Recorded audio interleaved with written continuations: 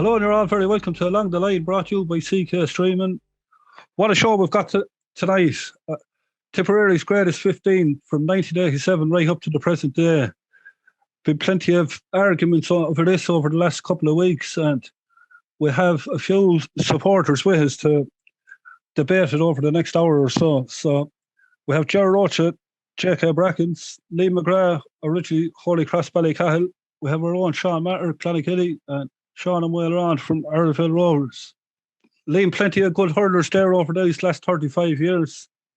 Oh, absolutely. Loads of them. Yeah, we've had many debates on our social media groups about numerous teams over the past couple of months anyway. So, yeah, always looking forward to talking about Tip hurling anyway. So, Sean and Will on, what do you think?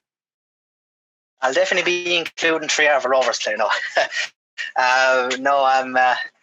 I'm looking forward to it now. It's always a bit of contention with players that play in the same position. So I'm looking forward to seeing the arguments in the next hour or so. Yeah, and I suppose Sean Maher, one of our newer generation. So, yeah, no doubt you'll have a lot of fellas from the last 10 years on it. Sure, we'll give her a shot anyway. Sure, I say you'll have different opinions than me, but sure, we'll discuss over the next hour, I suppose. Yeah, I suppose, starting with the goalkeeper, we had some great goalkeepers there through the years, I suppose, starting with Ken Hogan in 87. Cummins came after him, stood there for the bones of 15 years. Darren Gleeson and Brian Hogan is there in the position now at the minute. Jared, do you want to open the debate there? What do you think? Well, about the goalkeepers, like. Yeah. Yeah, well, sure. I suppose we have to pick Cummins. I mean, he's a great keeper. But the only thing I will say is Darren Gleeson would have been my pick. But I mean, Brendan kind of really did the business when we needed him, you know. But the reason I'm saying about Darren is his puck outs were unbelievable, you know. I mean, he was the ideal man. If Darren Gleeson had to have Brendan Cummins' ability or agility or whatever, he would have been a great keeper, you know. But I went for Brendan anyway, so happy enough with that, you know. Yeah, Liam, I suppose could be a toss-up there. Darren Gleeson gave a great exhibition in 2014, the All-Ireland semi-final. he did, but I suppose it's the style he plays kind of goes with the way the game has gone. Like the game has changed. I started in '93. You know what I mean? The game is very different from '93 to 2013, I suppose, when he kind of relinquished his position to Gleeson. Gleeson probably suited more the newer style than Cummins. So, but it's hard to argue. How many All-Stars has he? 5 All-Stars, countless exhibition saves in matches. That game against Kilkenny where he made the 8 unbelievable saves and still conceded 5 goals. It just shows how many shots were coming in on him. And they were all fantastic saves. Great goalie. Ken Hogan, I suppose, growing up was another great goalie as well. But yeah, Sean. Yeah, I've gone with Cummins as well. Sure, his shot shopping throughout the years has been unnatural, but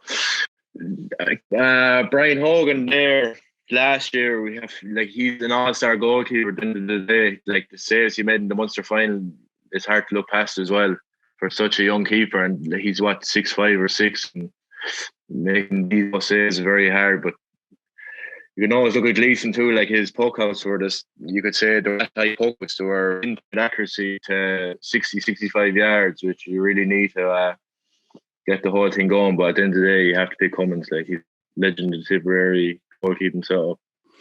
Yeah, so well, Sean, well on. What's your own view?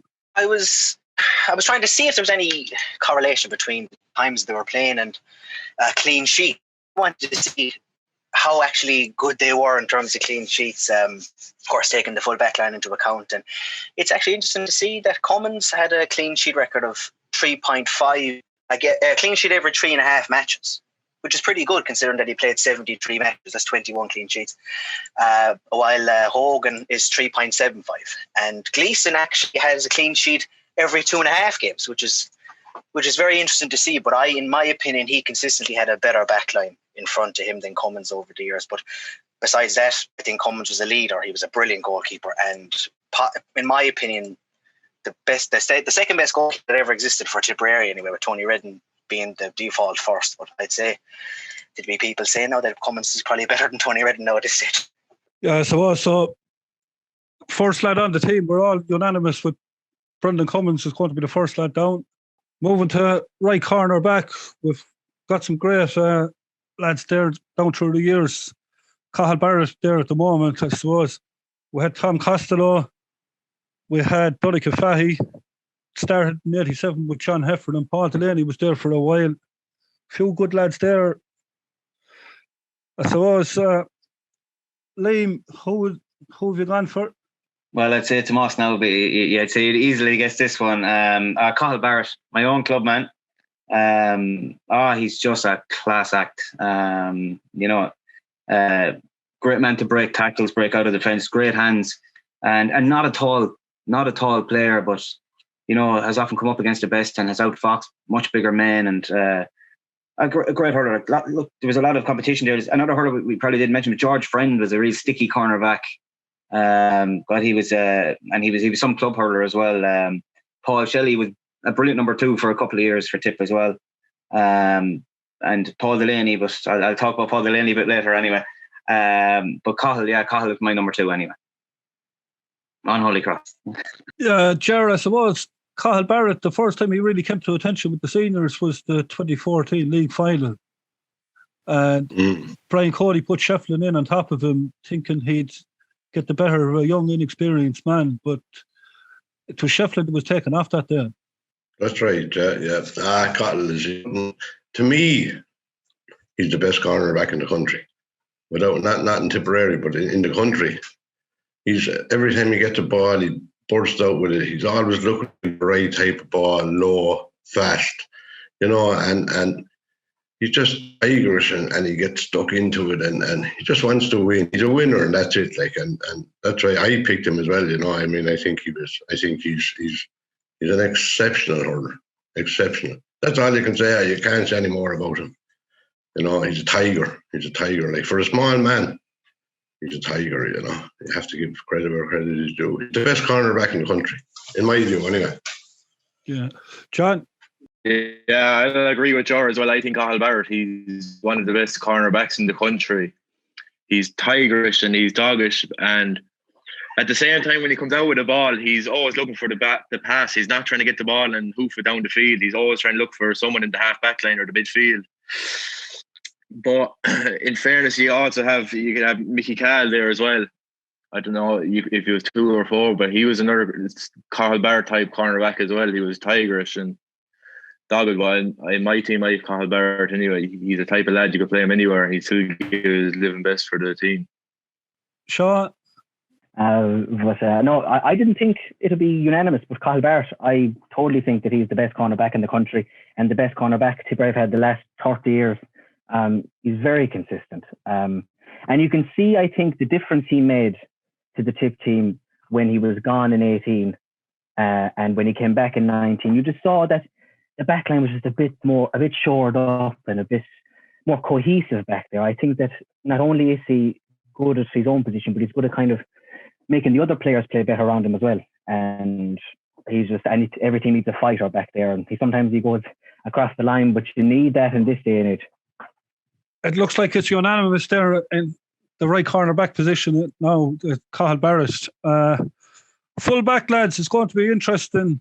We've had some great full backs. Conor O'Donovan, we had Philip Maher, Noah Sheehy, just to name a few. James Barry was there. Ronan Maher and Paddy have given time there. Charlotte, well on. I was stuck, honestly, between 2 players, Paul Curran and Philip Maher, because I've seen both of them through their entire careers, and I couldn't really decide. But at the end of it, I decided to go with Paul Curran because I just think that Philip Maher got injured and I hampered him a bit, and I think Curran lasted longer, very consistent. Wasn't the fastest now, but he was always close to his men and rarely give up any scores. And he has 2 All-Stars. You can't. I think he's a good selection for fullback, seeing as how long he played and how well he did. Yeah, Liam. Yeah, again, I was like Sean. I was stuck between Curran and Philly Maher, and I actually went with Curran mainly because of his longevity of his career with Tipp, and I know he played a lot in the corner. But Philly Maher, I suppose he was, as Sean said, hampered with injuries, and that kind of that was the deciding factor for me. Like Curran was one of these guys. He'd play in the league, and you'd be just looking, going like, how is he on the championship team? And then he turns up in championship, and he was just amazing. Like he'd never let you down in championship. Very, very solid player. Great hands, great in the air, and a very, very, very trusty fullback. Like so, yeah. Curran gets my vote on that one. Yeah, Chair. Well, Philip was my man. Like, to me, he was an exceptional hurling fullback. He wasn't like, you'd have to be kind of dirty to be fullback, but he wasn't dirty. He hurled, and he never hit a ball for the sake of hitting the ball. He always looked for the better option, and now I know his injury kind of put a stop to it, but he was exceptional. I thought he was classed out. Paul Corn was very good as well, but I thought Philip was just different gravy. You know, at that time they were on about Brian Lawn for Clare and that, but Lawn just pulled on everything. Philip Maher was cute. To me, for a big man, by God, could he hold serious stuff. So that was my choice anyway, but I went for Paul Corn, which it wasn't bad either, like, you know. Yeah, well, I have Philip Maher down on my own team as well. Like, as you said, very intelligent hurler, didn't hit a ball just for the sake of it. Kept many a man quiet, took care of Eugene Cloonan in the 2001 final. And I know Cloonan got a goal, but I think that was all he scored from play like that day. So I went with Philip Maher myself now. So, Sean, any other suggestions? Yeah, I'm going to rock the boat here, and I picked James Barry because I know he was short. He spent a short time as full back, but you have to remember as well when Tipp looked to be down in 2014, especially against Galway anyway, James Barry went back there and he seemed to short up the full back line for Tipp, and they seemed to went on to the All-Ireland final. And I know you might Paul Curran, he was probably a better hurler than him, but he had the full, like, he was able to mark the best likes of Colin Fennelly and the likes in the day. He was able to keep them fairly scoreless anyway when like other fullbacks they were running through him. So I picked James Barry anyway, and I know like he's probably one of the only few hurlers that has nearly every medal under his belt now at this stage. He's a senior and 21 and minor and Harty Cup and everything. So I know you might disagree, but I'm picking James Barry. Close second with Paul Curran, but James Barry for me anyway. Yeah, I suppose another fella that we're not even talking about, lads, Declan Fannin. Put in there 07 when we were in trouble. He ended up getting an All-Star that year. So he did. There's plenty there. And we actually have a tie there at the minute, lads. The first one for full back. So we're going to have to decide on one. For the chairman, cast and vote. Well, to me, lads, Philip Maher is my full back. So, as Chair says, the chairman has the cast and vote. And fair enough. Hopefully, when the restrictions are lifted, Philly, you might buy me a pint there in Alfred Stable for some reason. So.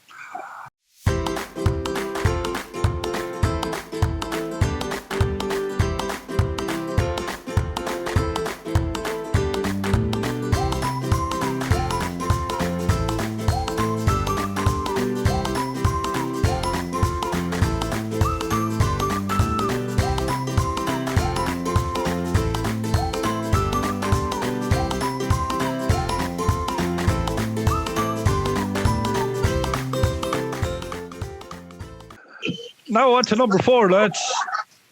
Some great contenders here as well. John Heffernan played both 2 and 4. We didn't mention him for number 2. Paul Delaney, Sharky Gibson. That's Noah Sheehy was there. Going on to Michael Ryan. We have Mickey Cahill in later years. Barry Heffernan was there. I'll throw up on the floor there. So, Sean Maher. Yeah, I know he didn't play 4 too many times, but I've gone with Paddy Sand. He was a great cornerback. for Tipp there throughout the year, especially in 10 and 11. He was absolutely dogged, so he was. And I know Mickey Cahill again behind him, but sure, that's probably me, the younger generation, going with these. But I've picked Paddy Saint anyway.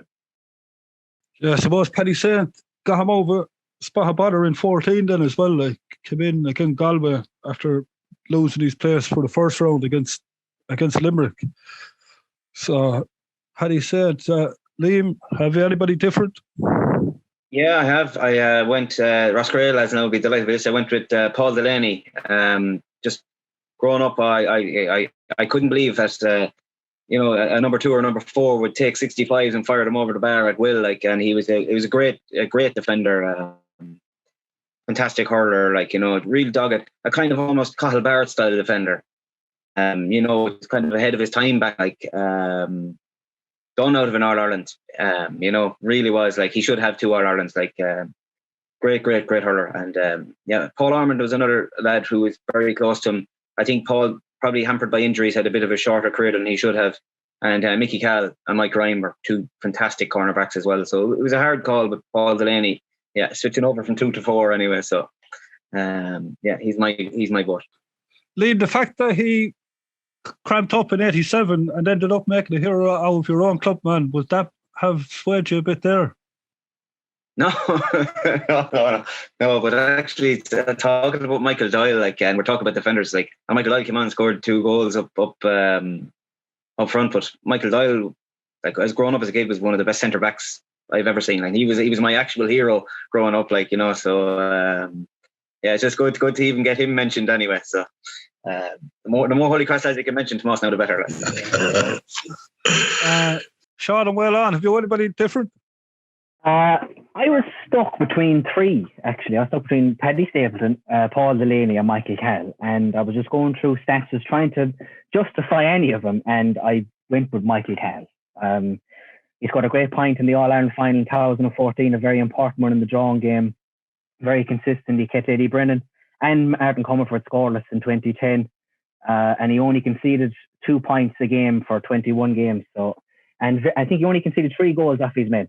So in an age of goals, I think only conceding that amount, like, especially against teams like Kilkenny and Galway with high scoring goal scorers, I think that's the deciding factor for me, Michael Cahill.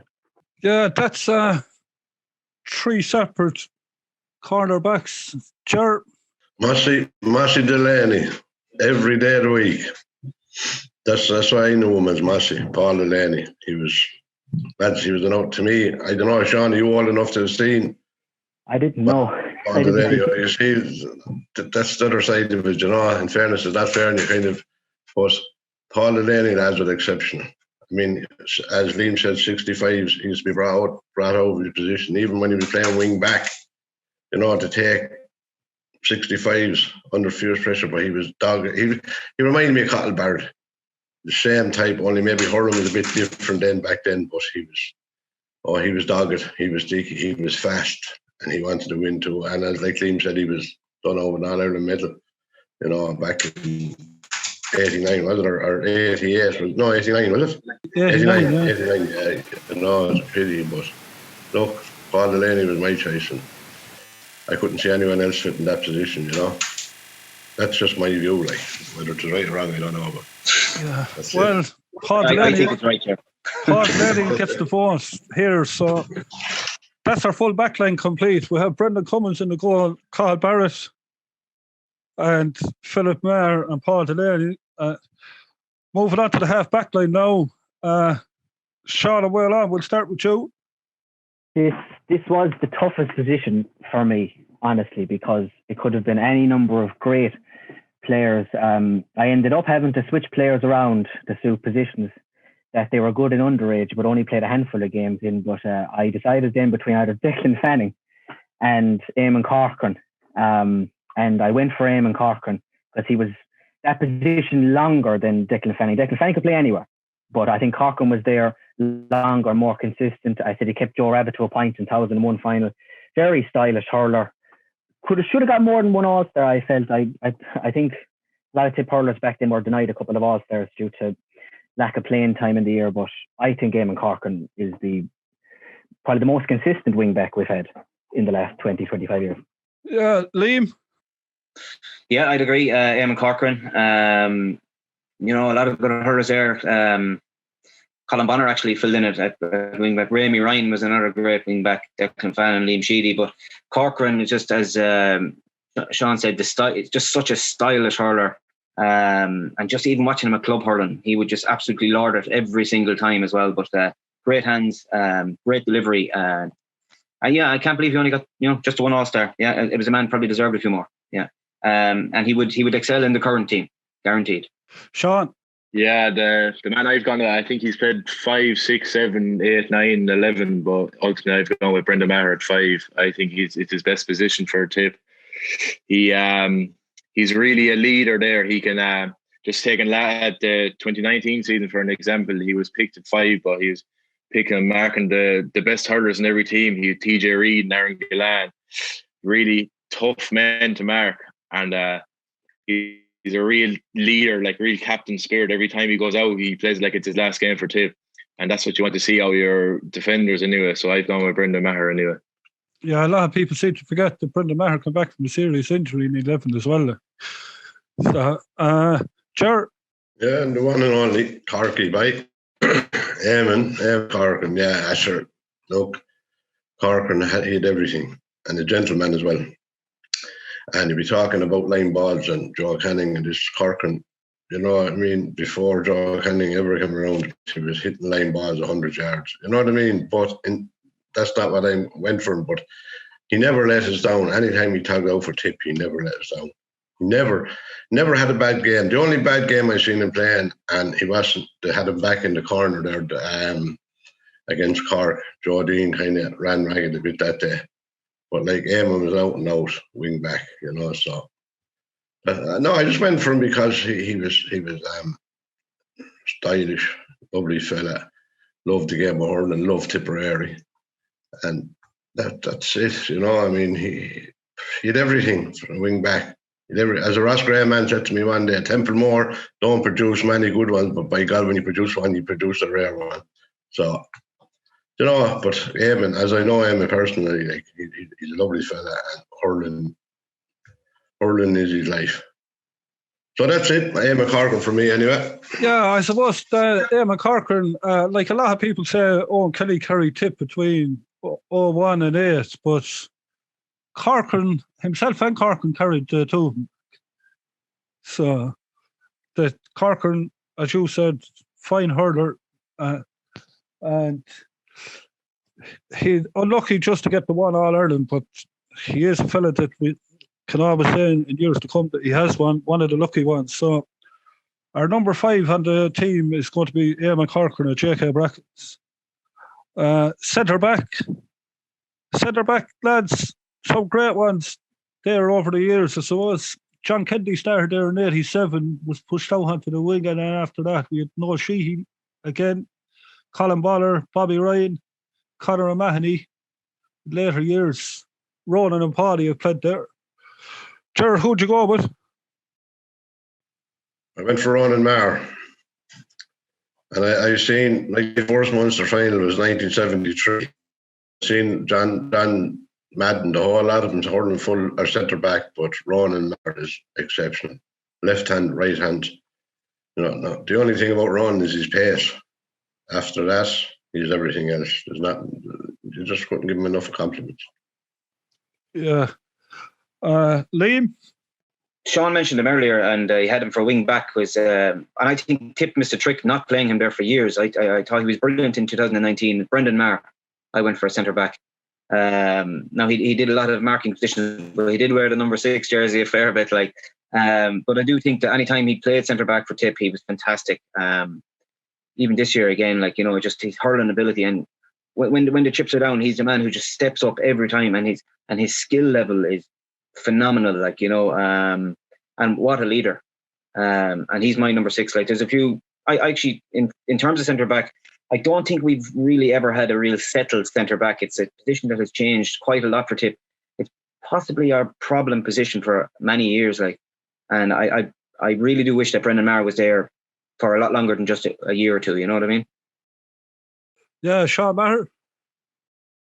Yeah, I've gone with Ronan Maher as well. I think just looking back in 2016 there when he was centre back, the Tipp backline seemed to be very solid, and like his passing is unreal for a back man. Like I know, as George said, his pace is a bit low, but his power makes up for like he'd sit a lad down as quick as passing the ball. So, and his ability as well, like he's very calm on the ball, and he's well able to score from far 65 from out of hand and from frees. Like so, I think Ronan Maher, like his catching ability and everything at centre back is unnatural. So I gone with Ronan Maher. Close second was Conor O'Mahony. Sean, we're on. I found it very tough to pick a centre back, considering that I had Brendan Maher on the wing for my initial team, but then I obviously remember Corcoran, so I shoved him in centre back, and I think that's been his best position. I think consistently over all the grades. I know he's been played more in wing back for the seniors, but when he did play centre back, I couldn't fault him at all. He's a brilliant player, a brilliant leader. He's captained an All Ireland winning team, young hurler of the year, 3 All Stars, and he's come back from 2 injuries, which a lesser player wouldn't have come back from. Like, so Brendan Maher is definitely number 6 for me. He could play anywhere. He could throw him in goals and he'd win an All Star. So I there's not much I can say wrong about that man. So Brendan Maher for me. Yeah, I suppose that's 2 for Ronan and 2 for Brendan. Come down to myself. It's going to be hard now. I suppose you could put Brendan Maher out midfield. He's done a lot of hurling midfield, but when you see the calibre of midfielders that have been there beforehand, like you cannot have Brendan Maher on the team. Like you can't leave him out. So I got to go with Brendan Maher as well, lads. So we'll have Brendan Maher at centre back. So that's our first 6. We'll move on to number 7. Yeah. Sorry, Tomas. Just I think if we had this conversation in about 3 or 4 years' time, I'd say we'd be talking about Ronan Maher as a definite. You know what I mean? I think he hasn't played enough, I suppose. He's only played a couple of years. He has a long career ahead of him. Like so, I'd say he'll be in the conversation in a few years' time for definite. Yeah, with the help of God. Now number 7, lads. A lot of good hurlers here. So I leave it open to you, Liam, to start the conversation here. Yeah, this is one of the easiest numbers to fill. I know there's some great hurlers there: Conor Bonner, Paul Kelly, but Paddy Maher is the best, definitely the consistent hurler of the time period we're talking about. What a player! Like he missed up to last year. He missed 26 minutes of hurling, and it was a shame that he was injured for the very first game of the championship in 2020, because I'd say he was just determined to keep his record going. What a player! Like just absolute incredible leader. How he's just consistently brilliant. God knows, and incredible player. But number 7, nailed down, Paddy Maher. Yeah, I think those 26 minutes. 3 of them were as blood subs, so that'll just show you the record he has. Ger, how'd you go for it? Paddy, without a shadow of a doubt. The best wing back in the country. By a country mile. Would it be fair to say he's probably one of the best wing backs we've ever seen? Ever. Yeah. There's no one ever would take Paddy Maher's place. I don't care who they are. Like he's the size of the man. He's unbelievable, and the way he can use himself properly. Like it's not throwing his way around, hitting lads at the right time. Like Joe Canning, for example. It was the best shoulder I've ever seen. Back in 2016, was it? Yeah, 16. You know, I mean, you just couldn't. There's not a better wing back in the country. That's my opinion now, and I'm sticking to it. Am I right, Liam? Yeah, 100%. Well, we're talking here with JJ and Tommy and Paddy. Those 3, like, you won't get them for a long, long time. No. Yeah. And the Limerick lads are, these 3 boys, like, and Paddy is up there with them. And probably because he mightn't get mentioned as much because he doesn't have their All-Ireland medals, but this guy is incredible. What a player. Different gravy.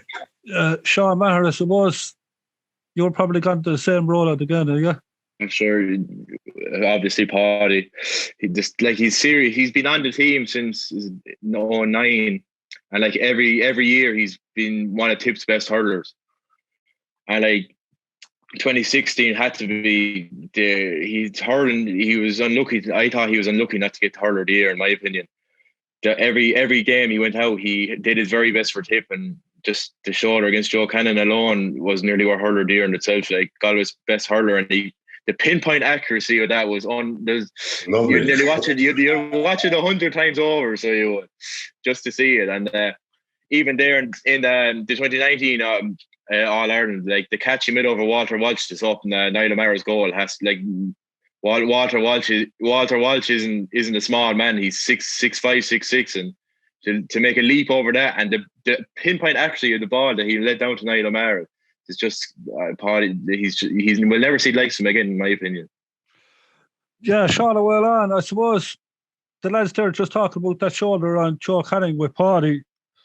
What a lot of people don't remember is Conor Cooney also had a goal chance just before half time, and he came out and over to hook him as well. Yeah, that was a very important hook.